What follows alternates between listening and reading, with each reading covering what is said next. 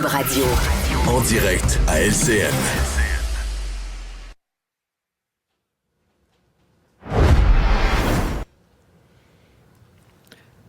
Bonjour Marianne Lapierre. Bonjour Sophie.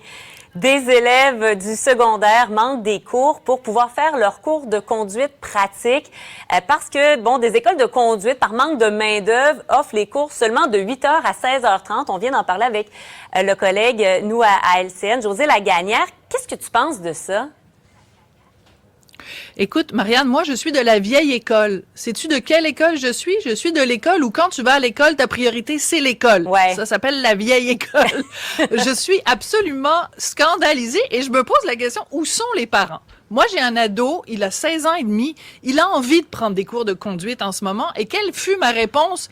Attends l'été, quand tu auras fini ton année scolaire, tu pourras prendre tous les cours de conduite que tu veux. C'est simple, ça s'appelle dire non à nos enfants. Même si c'est des ados, même s'ils nous dépassent de 2-3 pouces, on est capable de leur dire non. Le problème, c'est qu'on vit dans un monde, Marianne, où avoir un char, c'est plus important qu'avoir un diplôme. Mais ça, il faut parler à nos jeunes puis leur dire la priorité dans la vie, pour l'instant, c'est d'avoir un diplôme, de prendre ta place dans la société. Ça n'est pas vrai que de manquer comme ça régulièrement des heures de cours pour aller prendre des cours de conduite, que ça n'aura pas un impact au bout de l'année sur la qualité de l'enseignement que tu vas avoir reçu. Tu peux pas être assidu à tes cours, être au même niveau que tes collègues, que tes camarades de classe, si tu manques des cours régulièrement. Sais-tu à quoi ça me fait penser, Marianne? Ça me fait penser quand il y a la semaine de relâche scolaire. Oui. Bon, elle est placée à un moment donné stratégique dans l'année, puis c'est sûr que si tu vas aller dans un tout inclus à Punta Banana, ça va coûter beaucoup plus cher cette semaine-là. Chaque année, qu'est-ce qui arrive, Marianne? Il y a des parents qui disent « Ah, ben là, sais-tu quoi? On va y aller la semaine avant. On va y aller la semaine jeudi, après parce que ça part coûte un peu moins cher. avant, on revient un peu. Oui, voilà. On joue les dates. Voilà, parce que ça coûte moins cher. Bon, ben tu vas manquer l'école, tu vas manquer le secondaire, tu vas manquer le cégep. C'est pas grave. C'est quoi le message que les parents ils envoient à leurs jeunes?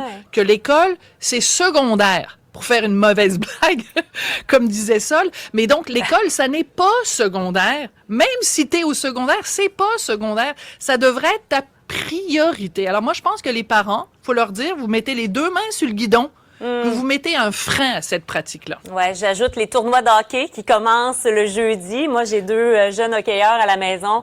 Ça aussi, il y a des cours d'école de manquer, des cours à l'école.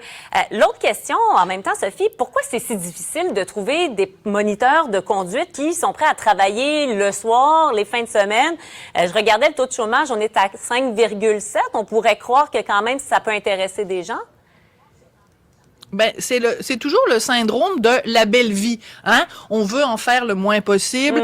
C'est le syndrome de, on dit à notre employeur, c'est pas ce que moi je peux faire pour toi, c'est ce que toi tu peux faire pour moi. On est quand même, non, mais c'est vrai, on est quand même face à une génération, puis je veux pas généraliser à tout le monde, mais on sent quand même ça. Puis quand tu parles aux gens en ressources humaines, c'est un petit peu ça qu'ils disent, où c'est l'employé qui est roi, et c'est lui qui dicte ses heures de travail, ses conditions de travail. Il veut travailler avec un horaire qui lui permet de sortir avec ses chums le vendredi soir. Le samedi, hey, j'ai quand même pas travaillé le samedi. C'est là que je m'en vais au chalet avec mes amis. Donc, on se retrouve quand même avec des situations où plein d'entreprises, parce que là, c'est dans le domaine de la conduite, mais il y a plein d'entreprises qui se plaignent justement de pas avoir des employés au moment où eux en ont besoin, c'est-à-dire les soirs, les fins de semaine. À un moment donné, il va falloir qu'on se retrousse les manches, tout le monde, puis qu'on se dise, ben, pour que les entreprises puissent rouler, pour rester avec la métaphore de la conduite, pour que les entreprises puissent rouler, il faut qu'on mette un petit peu tous l'épaule à la roue. Ouais. J'ai fait beaucoup quand même de métaphores sur la conduite. Ben, j'espère que tu apprécies. J'apprécie. Écoute, j'ajoute des points à chacune de ces métaphores. En terminant, pas des points de démérite. Non, là. non, surtout pas.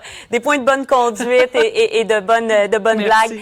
Le ministre Drainville a dit que c'est pas acceptable en même temps, Sophie, mais il faut savoir que la SAAQ, Société d'assurance automobile, elle-même offre des rendez-vous pour passer les tests seulement 2 jours, du lundi au vendredi. On comprend là que des cours, c'est plus souvent que le test, idéalement, à moins de vraiment mal réussir le test. Mais est-ce qu'il n'y a pas là quand même une certaine contradiction? Ben, c'est un autre cas où la main droite ne sait pas ce que fait la main gauche.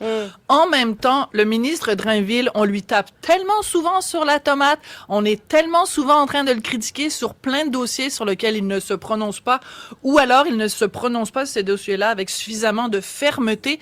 Dans ce cas-ci, il s'est opposé fermement à l'idée qu'on puisse enlever des élèves du système scolaire pour une raison aussi secondaire que des cours de conduite. Moi, je ne fais qu'applaudir aujourd'hui le ministre Drainville. Je trouve que dans ce dossier-là, pas dans tous les dossiers, mais dans ce dossier-là, il s'est tenu debout, puis c'est exactement ce à quoi on s'attend d'un ministre de l'Éducation, qu'il mette la priorité sur l'éducation. Moi, je l'applaudis dans ce dossier-là. Merci, Sophie. À demain.